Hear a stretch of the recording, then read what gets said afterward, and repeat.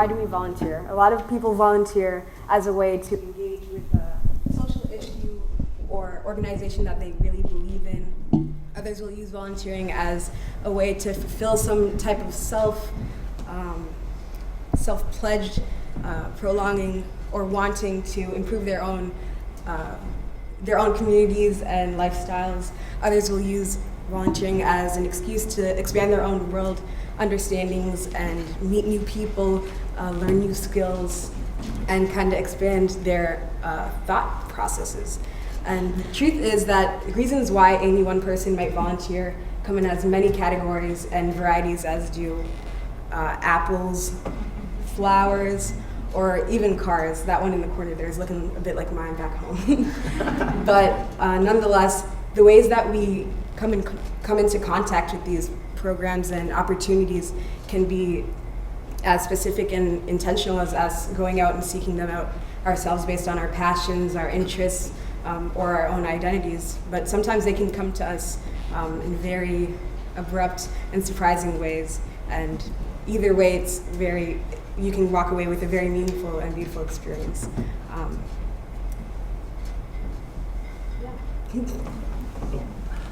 And for me, when I think about volunteerism, I really think it's part of American culture or United States culture. As much as eating turkey is at Thanksgiving or watching big sporting events like the Super Bowl. And growing up, my parents really instilled in me the importance of giving back to our local community, whether that was through church or different youth organizations that provided different leadership opportunities. I feel like I really had a lot of opportunities to understand the importance of giving back and how I could make a difference as an individual, but how collectively we can help advance the common good. But when we look at volunteering rates in the United States, we see that they've been in decline for the last several years. And while research has given us a number of different reasons for why this trend might be happening, Lidet and I today kind of wanted to focus on one particular issue that we think is really relevant for young adults and college volunteers. And that is sometimes our struggle to find meaning, fulfillment, and purpose in our volunteer engagement. So, from the perspective of a student, if I were to go ahead and ask my classmates, my friends, or just peers about their volunteering experiences, just asking them, why are you volunteering? The answers I get can land on a wide spectrum, but most often what I will hear is, oh, I'm doing it because my class is requiring me to do this one project, or my student club has to do it in order to get funding, or it's for a grant scholarship type situation. And that's pretty much the end of the conversation. There's not much talk about their engagement with other people, the people they met, the work they did, or just any passion or drive in that conversation.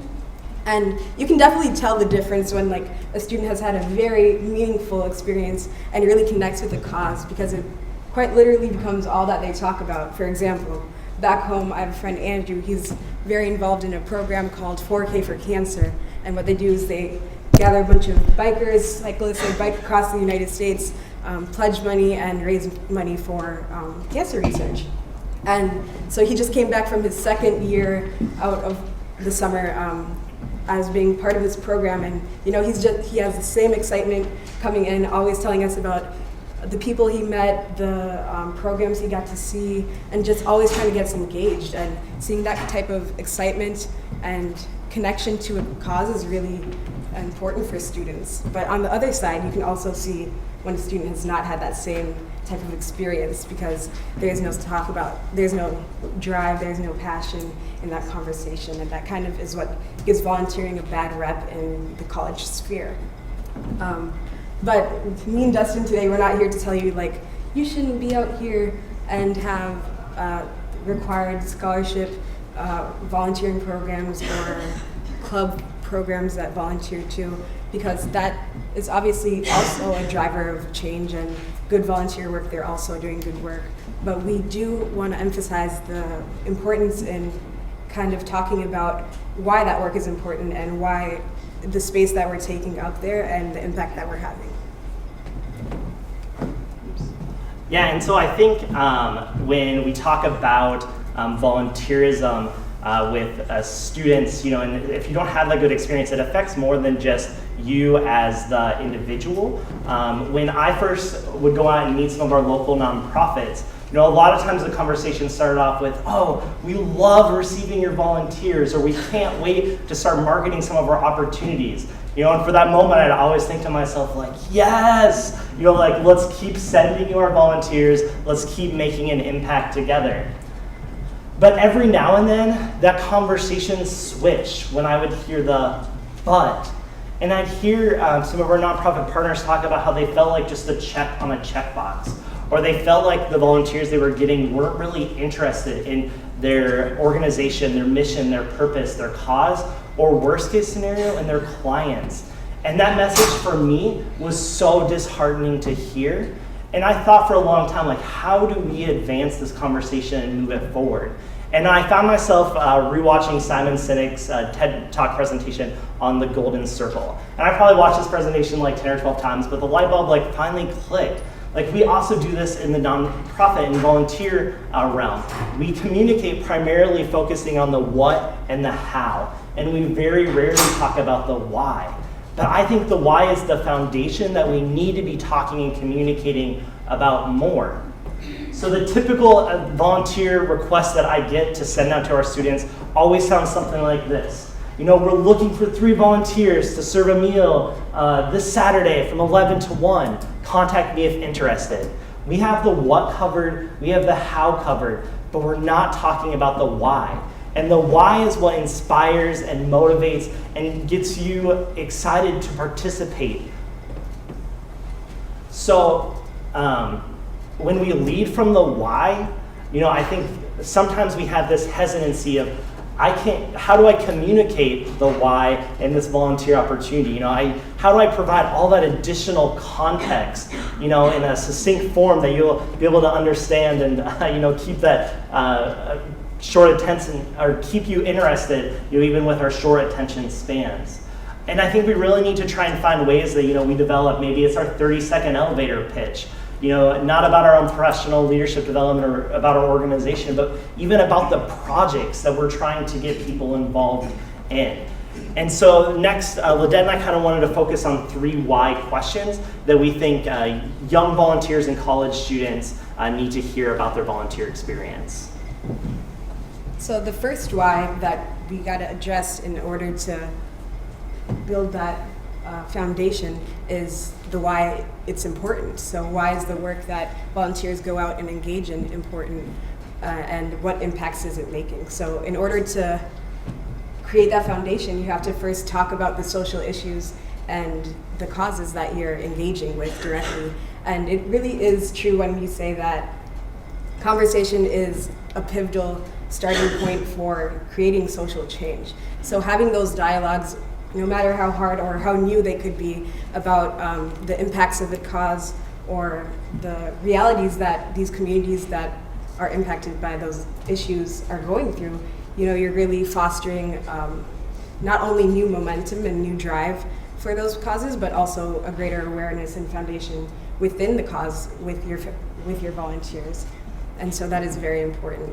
For example, when I first started engaging with the concept of food deserts, I was not really equipped, knowledge-wise, understanding-wise, experience-wise, to really comprehend that whole concept in the United States, much less in my own neighboring communities. So to fully grasp the concept of food deserts, even in North Minneapolis, my neighboring community, I had to really take it upon myself to be open to those conversations and to fully try to understand the intersection of the different societal factors that play into that issue.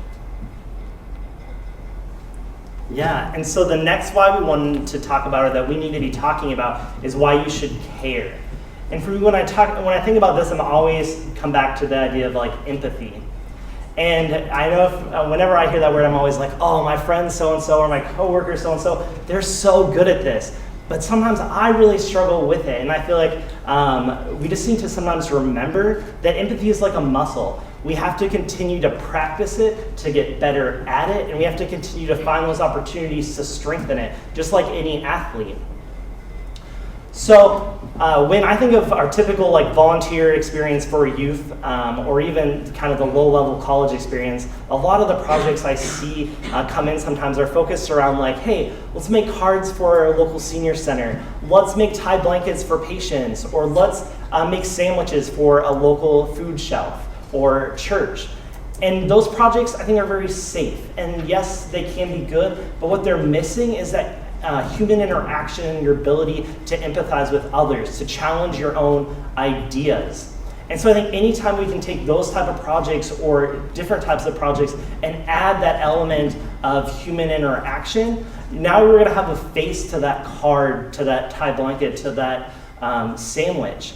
Ideally, we're also now going to have a story attached to those as well. And if through conversation, hopefully you're able to empathize with the recipient of those goods and really start to feel connected and understand some of their perspectives that are different than our own. And lastly, I think anytime we're able to really empathize and have a good experience, we're more likely to come back and continue. Without that, the type of experience I described are so often our one and done opportunities where we do it and then we leave. I think when we have the ability to empathize, we can hopefully want to feel inspired to continue to come back. So the last why question is why me? And to fully understand the why me, it's kind of reflecting on yourself and thinking, why do I deserve to be in this space? What is my role in this space? And ideally, your answer to that question is, I'm coming to this space from a place of passion, from a place of more so passionate intention, so that you're always bringing your truest self to those programs, and so you're also helping to broaden their social circles as well, and bringing your own experiences, your own privileges, and your own ability to further that progress to those communities. And I think in conclusion, nothing that Lidet and I talked about today is necessarily like a brand new idea. I think at some level, these are all things we already knew. I think the really important thing that we wanted to just stress is that reminder of to have a good volunteer experience, we need to go back to that foundational point and answer those questions of why this work is important, why you should care, and why you should get involved. And while that may not be a new idea, we hope that it is a big idea. Thank you.